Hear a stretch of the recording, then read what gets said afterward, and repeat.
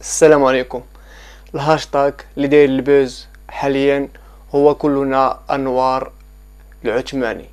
انوار العثماني هو واحد الشاب كيبلغ من العمر 19 سنه وكيسكن او العائله ديالو كاينه في مدينه العرائش، وهو بحكم انه طالب وتيقرا انتقل لمدينه طنجه وكيسكن بوحدو في دارهم اللي عندهم في طنجه.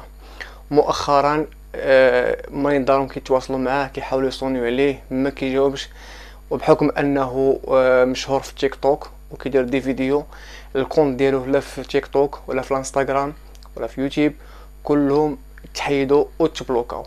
مريض دارهم كيتسائلوا كيفاش وعلاش هادشي وقع الانوار. صبيحة يوم السبت كتجي الام ديالو والاب ديالو كيجيو للمنزل وكيدقوا والباب مسدود. منين كيحلوا الباب كيلقاو واحد الفاجعة وكيتصدموا واحد الصدمة اللي هي صدمة خايبة بزاف. كيلقاو الولد ديالهم اللي هو انوار مضروب ومذبوح والدمايات كتسيل في الشقة اللي كان كيسكن فيها، وكل شيء بدا كيتساءل كيفاش وعلاش، بحكم ان انوار كانت عنده سمعة زوينة في الحي ديالو. كلشي كان كيشكرو وكلشي كيقول باللي انوار من اطيب خلق الله ووالديه مربينو احسن تربيه. ولكن علاش هادشي وكيفاش وقع هادشي الله اعلم.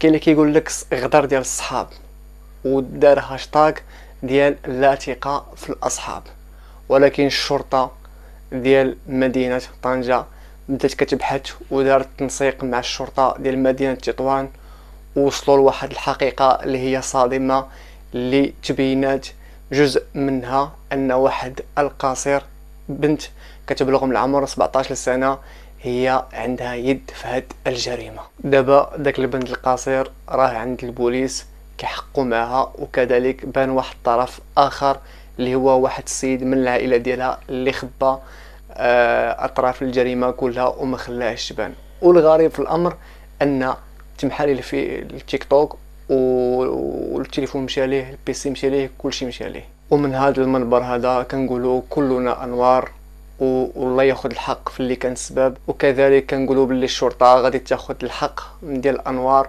والله يرحمه والله يصبر والديه ويصبر عائلته وحبابه وصحابه. بزاف ديال الناس كانوا تيقولوا باللي الليله اللي غبر فيها انوار يعني في الدار كانوا مقصرين موسيقى وكذا، ولكن هادشي كله غير كذوب، لان بنت العمه ديالو كتاكد باللي هو نهار الجمعه دخل مع الربعه لدارهم، وهادشي اكدو العساس ديال العماره اللي تمايا. وكما تيقولوا منين كيموت الحولي اولا كيتذبح الحولي تيكثروا الجناوه. ولهذا ادعو الناس كاملين انهم تتحققوا من الحقائق عاد انهم يوصلوها، لان تما كاين عائله، كاين الام ديالو، كاين والديه، كاين خوتو صغار، حيت هو الكبير في دارهم. تتاكدوا من المعلومه عاد قولوها وما تبقاوش تكذبوا على الناس. واخيرا الله يرحم انوار وكلنا انوار.